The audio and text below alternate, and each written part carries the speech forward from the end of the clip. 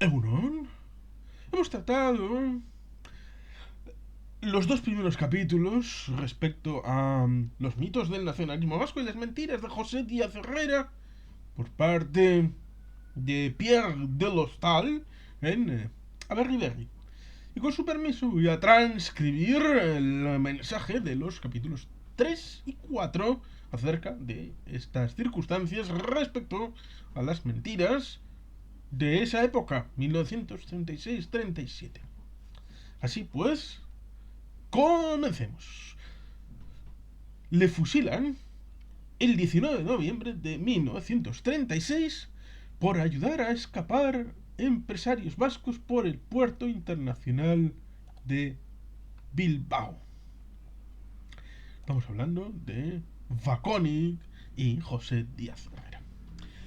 Como expliqué en los capítulos anteriores de la serie de los mitos del nacionalismo vasco y las mentiras de José Díaz Herrera, el periodista canario recurre a diversos recursos literarios de cosecha propia para desinformar y mentir al lector de una manera eficaz y premeditada. El odio de este hacia el nacionalismo vasco es tal que, maniatado por los hechos históricos, no le queda otra que página a página, a lo largo del libro, bombardear despiadadamente al lector con mentiras. Ante tal abundancia de berzas, cualquier inocente lechuga nos pasará desapercibida.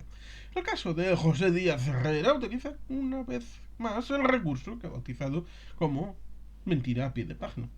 Es el caso de Wilhelm o Guillermo Vaconic, cónsul de Austria-Hungría en Bilbao durante la guerra, capturado cuando salía del puerto de la capital vizcaína portando documentación comprometedora y posteriormente fusilado a causa de ello.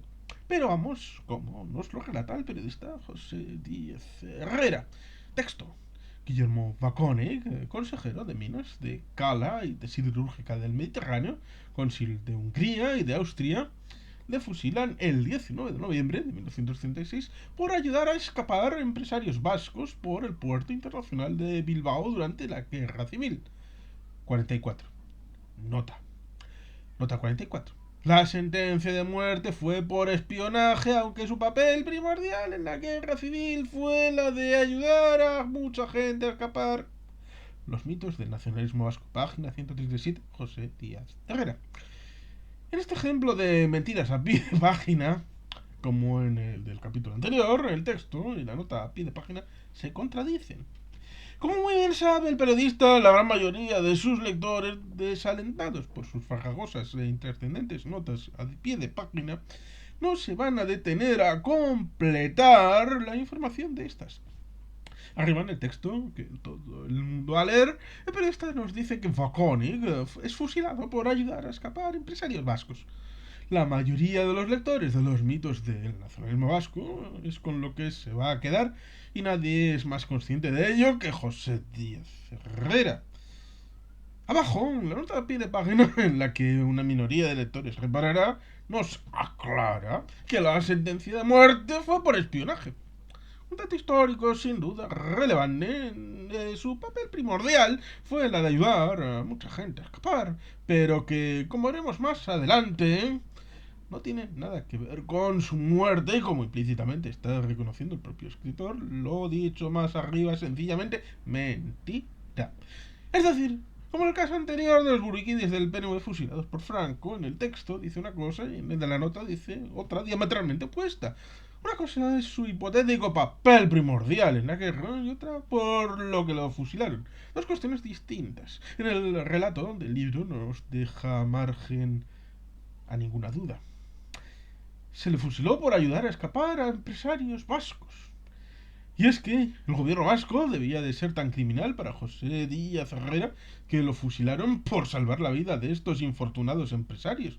En la infraleída nota a pie de página no sabremos si su atrofiada conciencia profesional hace un infructuoso intento de acercarse a la verdad o continúa queriendo intoxicar, que cada cual lo interprete a su manera. De lo que no cabe duda es que el periodista chicharrero por enésima vez miente. Me resulta llamativo ver cómo el autor se lanza a la piscina cuando el motivo del fusilamiento de Vaconic tiene tan poco misterio entre los historiadores, pero teniendo en cuenta el carromato de trolas y medias verdades de los mitos del nacionalismo vasco, supongo que una vez entrado en Barrena, no hay nadie que lo tenga. Sin embargo, desafortunadamente para José Díaz Herrera, hay compañeros de profesión que consideran la verdad como un compromiso con sus lectores. Hace ya unos años que Ingo Niebel, historiador y periodista alemán, escribió un libro sobre el caso Waconig en profundidad, hurgando en el detalle fino del caso. Niebel investiga, entre otras cosas, si el cónsul seguía órdenes superiores para espiar o lo hizo por motivos personales, como hacer méritos ante futuros dueños de Vizcaya. Como se suele decir vulgarmente, Wilhelm Maconig lo pillaron con el carrito del helado. En un viaje de Bilbao a San Juan de Luz le registraron el equipaje y encontraron correspondencia dirigida al general jefe del Estado Mayor del Ejército del Norte, al gobernador militar de San Sebastián, al general Solchaga, con los planos del puerto de Bilbao y con el armamento y fortificaciones de los que disponía el gobierno vasco, entre otros documentos comprometedores. Tal fue la flojera de la reacción austríaca, que esto es lo que tuvo que contestar la diplomacia austríaca ante las quejas de los propios. El 24 de febrero de 1937 la diplomacia austríaca rechazó rotundamente todas las acusaciones hechas desde Sten Ockerzal.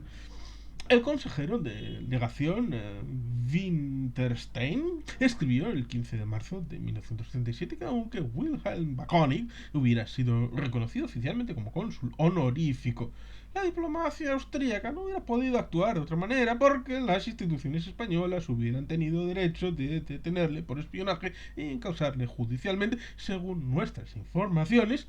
No hay duda de que Waconig espiara realmente contra el gobierno vasco y haciéndolo fue pillado infraganti. Al infierno o a la gloria, vida y muerte del excónsul y espía Wilhelm Waconig en Bilbao, 1936. Página 286. Al infierno o a la gloria, vida y muerte del excónsul y espía Wilhelm Waconig en Bilbao, 1936. Ingo Niebel. El cónsul de Austria-Hungría pudo elegir abogado y el juicio se celebró con la prensa como testigo. El escándalo fue mayúsculo ya que Wilhelm tenía contactos en las más altas esferas bilbaínas y era suegro del primer jefe de la chancha, Luis de Ortúzar, quien dimitió a consecuencia de la captura. En aquella época, en un país democrático, con las mayores garantías, ante la gravedad de la acusación, lo palmario de las pruebas y sobre todo en guerra, cualquiera en la misma situación que Waconig hubiera sido fusilado. Por eso, la diplomacia austríaca apenas protestó y reconocía la legitimidad de los motivos de su detención. Ni siquiera su suegro, Ortúzar, pudo hacer nada para salvar su vida. Es cierto también que Waconig ayudó a escapar a empresarios vascos al otro lado del frente. Curiosamente, José Díaz Herrera no se omite que en esta humanitaria acción contaba con la indispensable ayuda del alcalde nacionalista de Mundaka, Alejandro Mayona Iza, y que al edil Gelkide su gesto no le sirvió de nada, ya que fue fusilado por los franquistas el 4 de septiembre de 1937. En este caso, algo nada inusual, me refiero a que Gelquides, tanto de base como dirigentes, se escondieran y salvaran a notorios derechistas tampoco que les sirviera de nada para evitar su fusilamiento por parte de los fascistas.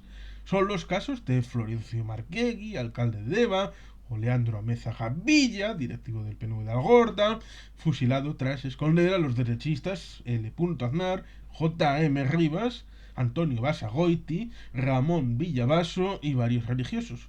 Cárceles y campos de concentración de Vizcaya, página 206, Ascensión Badiola Aristimuño.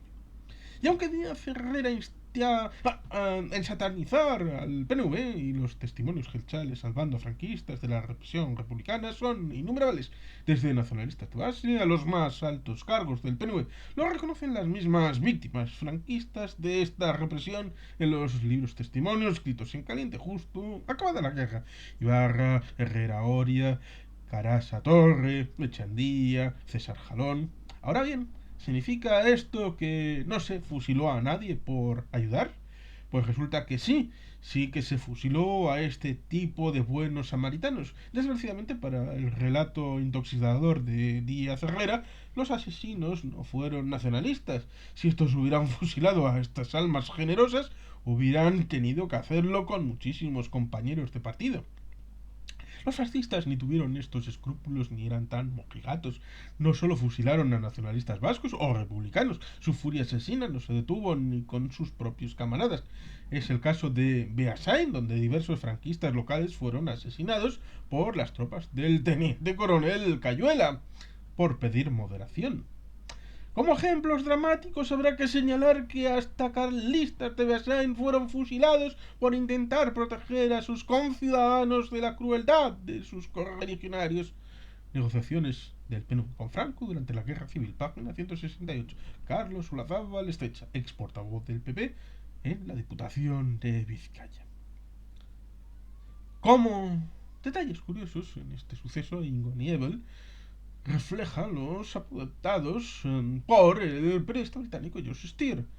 Por un lado, la valentía y deportividad demostradas por el cónsul ante su inexorable final, y por el otro, el detalle humano, insólito a la vez, de su suegro, el jefe de la chancha, Ortúzar, y del consejero de justicia del gobierno que lo fusila, Leizaola, pasaron la tarde previa a su muerte acompañándole.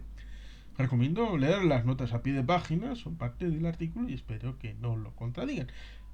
Próxima entrega de los mitos del nacionalismo vasco y las mentiras de José Díaz Herrera, un ejemplo del recurso literario calumnia calgo queda titulado El asesinato de los 7 jóvenes requetés de Azcoitia.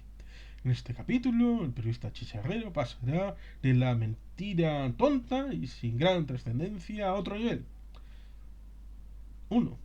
3 sobres con su correspondiente documentación. El primero era aquel dirigido al general jefe del Estado Mayor del Ejército del Norte. El segundo tenía como destinatario al gobernador militar de San Sebastián. Y al tercero tenía como destinatario al general Cholchaga. Al infierno, a la gloria, página 189, Ingo Niebel. Otra comilla, el mismo día 28 de octubre el capitán Murga fue interrogado en la Dirección General de Seguridad, reconoció ser el autor de las 3 notas que se refieren al armamento y las fortificaciones, página 192, Ingo Niebel. Vaconic se sentía tan seguro bajo el aura de ser cónsul que en septiembre de 1936 montó una red de espionaje cuyo único objetivo era entregar aquellas informaciones al bando rebelde que podrían llevar a la rápida conquista de Bilbao por las tropas comandadas por el general Emilio Mola. Los servicios de seguridad del gobierno de Euskadi detuvieron a Vaconic el 28 de octubre de 1936 cuando el austríaco pretendía embarcar en un destructor inglés rumbo a San Juan de Luz. En su maleta llevaba planes de la defensa de Bilbao, además de informes sobre la situación política, económica y militar de la ciudad. Aquel hallazgo contribuyó a la caída de la red de espías. Páginas 67 y 68, Ingo Niebel. Número 2. Nota número 2. Entre las 22 personas que el 24 de septiembre de 1936 que embarcaron en el torpedero Jaguar se hallaba la hija de Vaconic, María Luisa, de 31 años, en compañía de 2 niños de 3 y 1 año de edad. Con ella subieron a bordo sus hermanas María Isabel, 15 años, María Pilar, 14 años, y su hermano Juan Daniel, 11 años. Que el austríaco eligiera Mundaka como lugar de encuentro con el Kriegsmarine tenía su razón. En la caldera villa, el Gelki de Alejandro Mayona Iza escondía destacados miembros de la derecha vizcaína. Entre ellos se hallaban integrantes de la familia vizcaína Ibarra, una de las que financiaron el golpe militar. 4 días más tarde, el 28 de septiembre, se produjo otro embarque en Mundaka. Aquella vez llegó el vapor alemán Neptune al puerto vizcaíno para transportar un número indeterminado de personas cuyas identidades desconocemos hacia Francia. Página 135, Ingo Niebel. Número 3, nota número 3. Me refiero a 5 de los libros escritos por estos prisioneros franquistas relatando su experiencia en la guerra. Son libros escritos en caliente con una reedición de César Jalón poco antes del advenimiento de la democracia. En general muy críticos con la actuación del PNV, pero ellos mismos nos relatan situaciones en las que los gelquides les salvaron la vida a ellos o personas muy cercanas. en una época en la que el revanchismo era la tónica general y los halagos a los nacionalistas no estaban nada vistos, excepto en el caso de César Jalón, lo relatan sin darle demasiada trascendencia. Este recibió a altas horas de la noche la visita de un jefe comunista, el cual, entre otras cosas, le dijo: si los separatistas nos fusilan, a los hermanos Herrera no tienen vergüenza.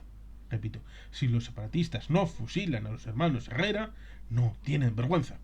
Era pues indiscutible que en este caso los separatistas influyeron para que no se cometiera un atropello con nosotros.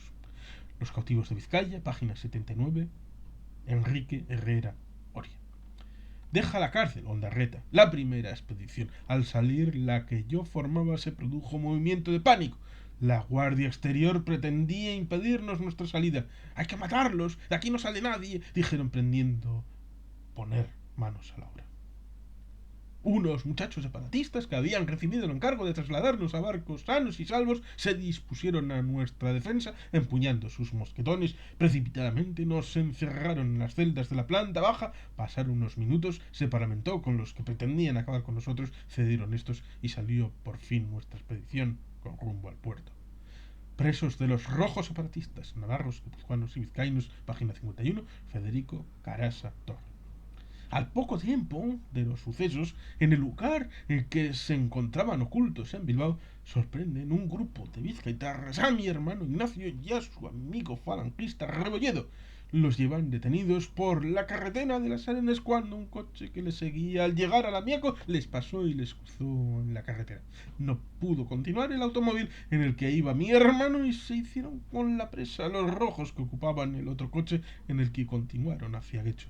Al pasar por Algorta, los vizcaitarras pidieron auxilio en el Bachoqui y se les unió otro automóvil. Ambos fueron atrás del rojo y llegaron a la tapia del cementerio de Guecho en el momento que iban a fusilar a mi hermano y a su amigo. Afortunadamente Ignacio pudo escapar más tarde y salió en una motora que lo llevó a San Juan de Luz, de donde pasó a la España nacional. Mi diario en la Guerra de España, 1936-1939, página 19, Javier de Ibarra y Berger. Al día siguiente, después del desayuno, comenzó un visiteo sospechoso. Los oficiales y clases del batallón socialista iban y venían por las celdas repasando las caras de los detenidos. Aquello tomaba mal cariz. Fingiéndose humanitarios, preparaban para la siguiente noche una matanza de seleccionados. La providencia divina veló por nosotros, sin embargo frustró el pan urdido. A las 3 de la tarde, precedidos por una gran algaraza, aparecieron en el Carmelo las altas siluetas de aquellos mozos vascos robustos de la Guardia Archaña que tenían su cuartel en la zona de las Arenas. Los tenientes Abando, Urigüen, Peña y otros buenos muchachos, abrazando a paisanos y conocidos, nos decían: de buen habéis escapado. Nos enteramos a mediodía en qué manos estabais y a primera indicación del gobierno nos hemos presentado todos voluntariamente para tomar el Carmelo por las buenas o por las malas antes de intimar el relevo al batallón de la UGT. Habíamos emplazado fuera las ametralladoras. Y nosotros ayer dormimos tan tranquilos, les dijimos. Pues no hubieseis quedado un centenar, y menos mal que no empezaron el jaleo anoche mismo. Ya nos vamos de aquí, hasta el final tendréis dentro y fuera guardia de mozos vascos. Y ello fue cierto. Todos se esforzaron en dulcificar nuestra situación y consiguieron que en adelante viviéramos un largo paréntesis de paz. Las persecuciones rojas en el País Vasco, página 202-203, José Echeandía. Nota de Echeandía: siempre me ha parecido el más imperdonable de los crímenes entregar una juventud desviada en lo político, pero espléndida en lo moral y en lo físico, a los peores enemigos del País Vasco, a los que se burlaron constantemente de su fe, de la nobleza, de sus costumbres y de su honradez tradicional, a los que al mes siguiente iban a establecerse la república, dieron al mundo civilizado el espectáculo brutal del incendio de iglesias y conventos. Echandía, como el resto de escritores, olvidan y omiten la masacre que estaba ocurriendo en esos momentos asesinados en la retaguardia franquista. En Navarra, más de 3.000 civiles asesinados, 3.000 civiles asesinados, sin que hubiera frente de guerra y bajo las barbas del cardenal Gomá. En Navarra, la mayoría de asesinados fueron republicanos, con notorias excepciones como Fortunato de Aguirre. En Guipúzcoa, sin embargo, se cebaron con los nacionalistas de a pie que no esperaban ser blanco de la represión franquista. Más de un tercio de la población había huido porque ya había llegado las noticias de lo que sucedía en Navarra. Se quedaron los que no se lo esperaban. Sin olvidarnos de los sacerdotes nacionalistas o no fusilados en Hernani y Oyarzun. Del libro de César Jalón escribiré más adelante extensamente, pero es quien defiende a los nacionalistas de una manera más clara. Nota número 4. Su yerno, Ortúzar y Leizaola les visitaron para reconfortarle aquella tarde y como en los viejos tiempos sostuvieron una larga y amistosa conversación, relata Stier, página 261, Nieve. Stier añadió un detalle según el cual el pelotón de ejecución le estrechó la mano y que Vakonik se puso delante de sus ejecutores sin venda en los ojos, según recordó el testigo presencial Leizaola. Vakonik se descubrió, gritó Heil Hitler y así murió. Y vamos ahora al capítulo número 4, el asesinato de los 7 jóvenes raquetes de Azcoitia. En esta serie de artículos, el autor, es decir, Pierre de Lostal, ha ido desgranando el método utilizado por José Díaz Herrera en los mitos del nacionalismo vasco para denigrar fundamentalmente al PNV. El hecho en sí no tiene mayor trascendencia, no sería más que un sano ejercicio de libertad de expresión. El problema es que a base de omisiones, silencios, pero fundamentalmente mentiras, este ejercicio se convierte desde la ética periodística insano y desde la mercantil en pufo. A precio de ensayo periodístico nos vende un tebeo. José Díaz Herrera no se corta un pelo a la hora de escribir y recurrir, a través de la escritura, a la mentira. Se le podrá incluso reconocer una gran creatividad a la hora de utilizarla, tanto por la cantidad como por la variedad, desde la mentira absurda y fácilmente demostrable hasta, en la opinión del autor, la más insidiosa. Hasta ahora, los ejemplos de mentiras en esta serie de artículos sobre mitos del nacionalismo vasco de José Díaz Herrera han sido fácilmente desmontables, a veces por medio de un clic de ratón o sencillamente leyendo la propia nota a pie de página del autor. Mentiras sin una gran trascendencia. En este caso, el periodista chicharrero y la más fino, ya que sus acusaciones son de mucho mayor calibre y mucho más difíciles de rebatir, ya que es muy fácil rebatir su versión si no aporta una fuente de que poder contrastar algo de lo que el autor es muy consciente, así que acusará al PNV de una serie de crímenes a sangre fría en la retaguardia republicana sin aportar el más mínimo atisbo de prueba o fuente, contradiciendo toda la historiografía anterior y los testimonios más cercanos. El PNV siempre ha afirmado que los miembros del partido, tanto de base como dirigentes, no estuvieron implicados en los muchos asesinatos que se realizaron en la retaguardia. No solo eso, sino que hicieron todo lo posible por salvar a los franquistas de la carnicería. Es un mito con dos facetas. No se mancharon las manos de sangre inocente detrás del frente de la guerra y salvaron de distintas maneras a muchos franquistas del furor revolucionario, ayudándoles a escapar, escondiéndolos, colaborando con los canjes.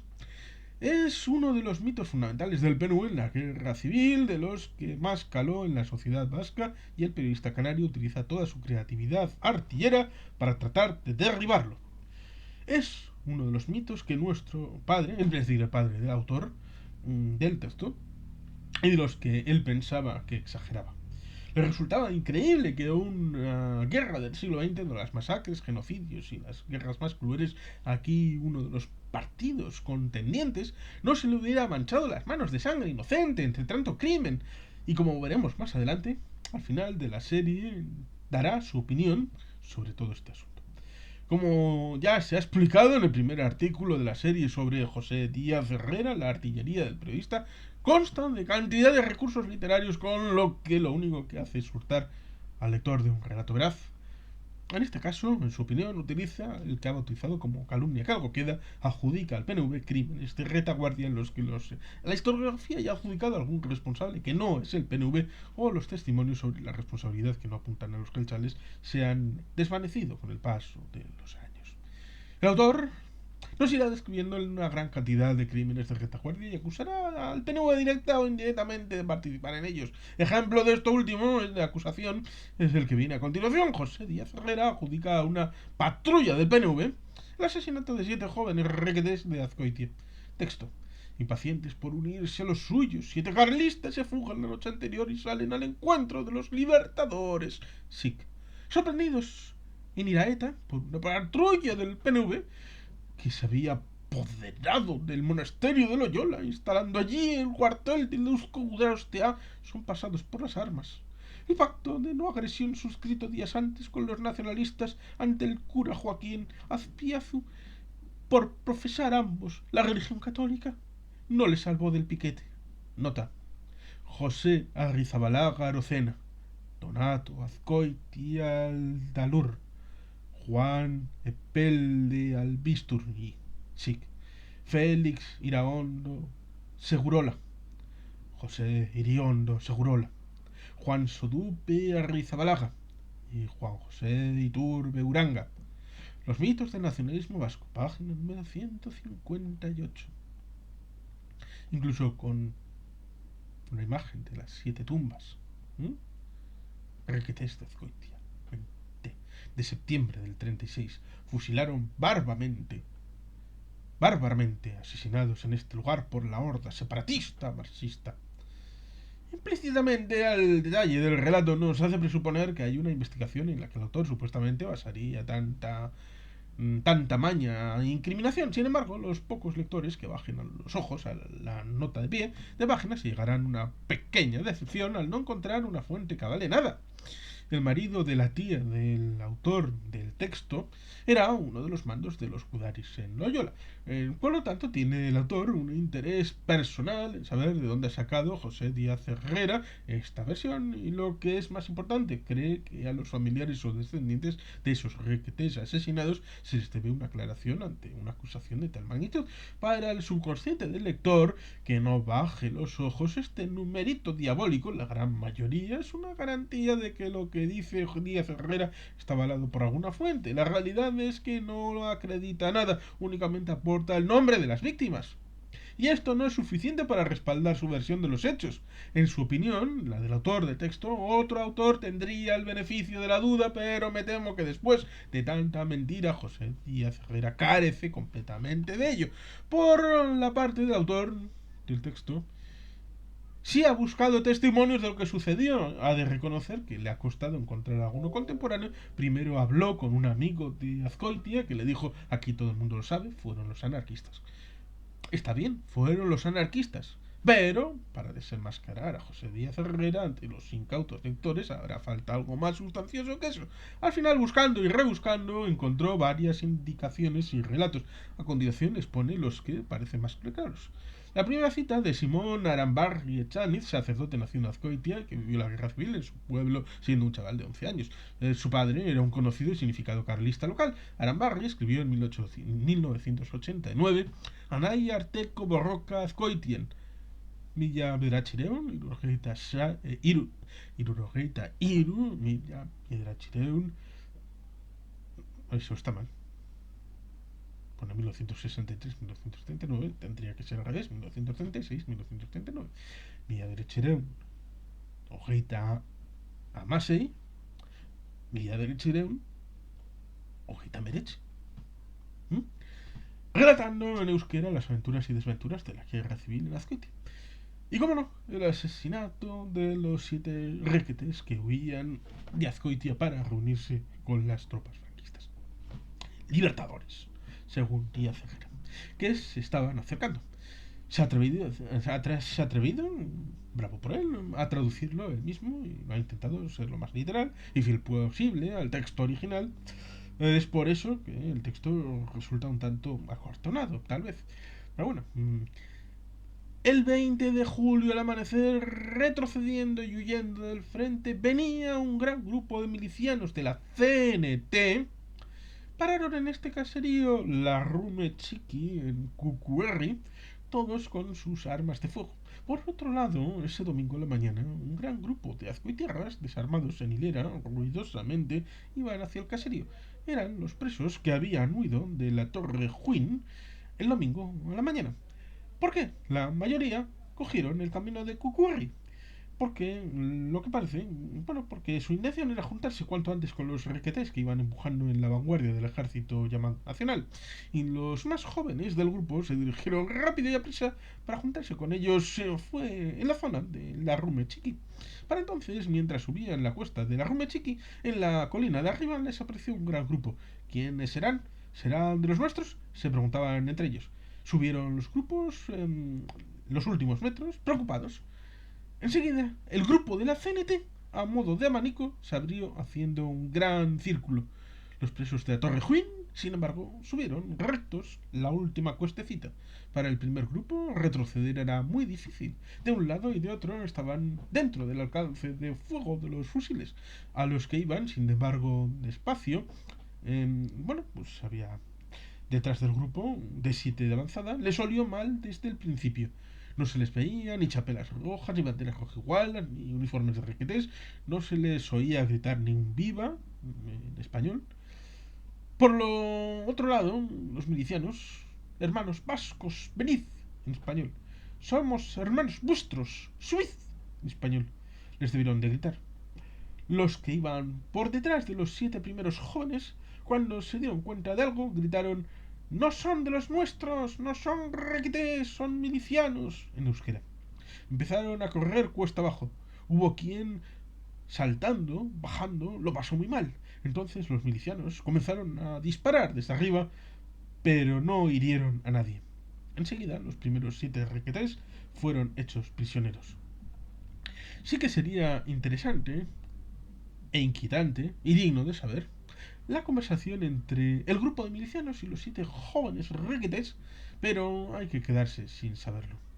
Estos son los nombres de los 7 jóvenes requetés azcoitiagas que cayeron en manos de los milicianos: Iriondo Segurola José Gabriel Beixama, 32 años; Iriondo Segurola Félix Pedro Beixama, 31 años; Arrizabalaga José Francisco Biurri, 30 años; Iturbe Uranga Juan Circuló, 24 años; Epelde Albisuri Juan Maceo, 23 años; Azcoitia Aldalur Donato Poche, 22 años.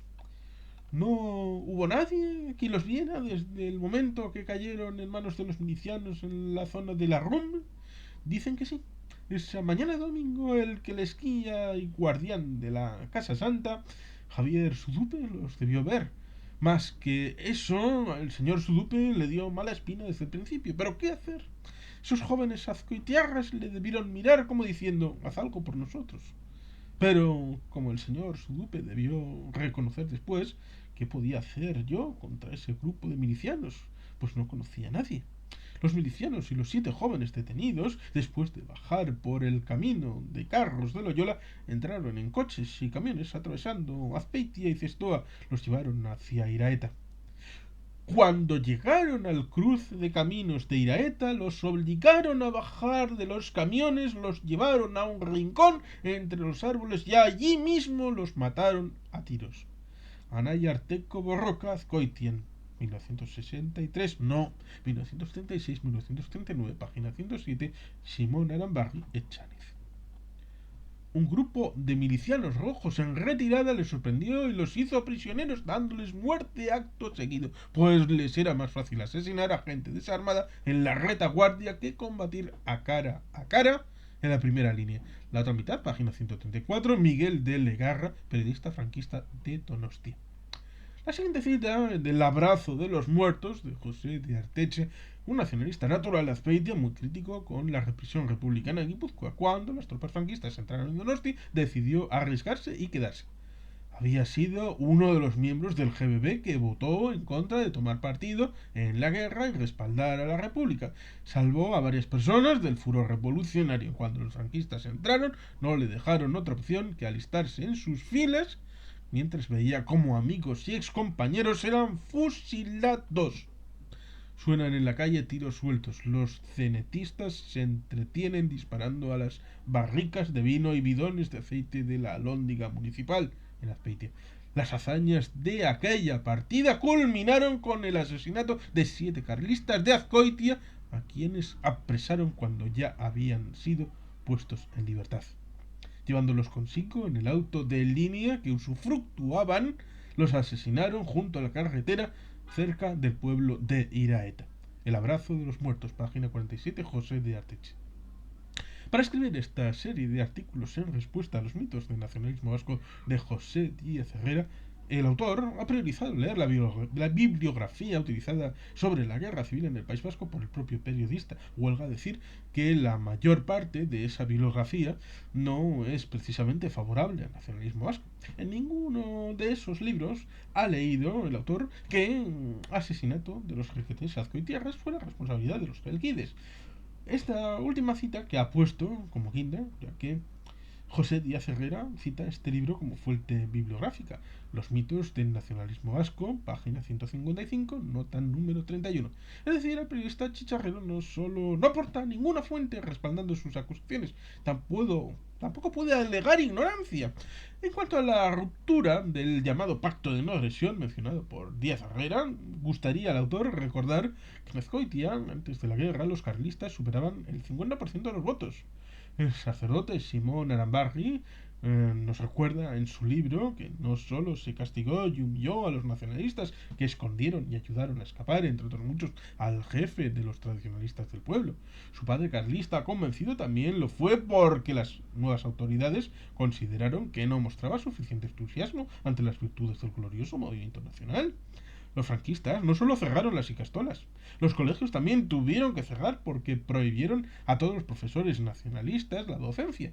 Como en el resto de pueblos, prefirieron tener las escuelas cerradas y todos los niños sin clase durante meses mientras sustituían a estos. Después de 40 años de gobierno ininterrumpido de la derecha nacionalista española, los azcoitiarras pudieron expresar por fin su opinión sobre este pacto de no agresión y otras cuestiones. Primeras elecciones municipales de la democracia, 1979. El PNV lograba 10 concejales y los carlistas 2. La derecha española acabó con toda presencia reseñable en todos y cada uno de los pueblos euskaldunes donde era una fuerza hegemónica. En 1979, los responsables de esta debacle, como proclama ese mito del nacionalismo español, no habían sido precisamente ni la ETB ni las icastolas. Y así pues termina el capítulo número 4 de esta revisión a través de los textos de Aberri de los mitos del nacionalismo vasco con este José Díaz Herrera, y agradezco la oportunidad al autor por haber puesto encima de la mesa estas reflexiones. Y sin más, eskerrik asko, agur berobat, beti gelpean.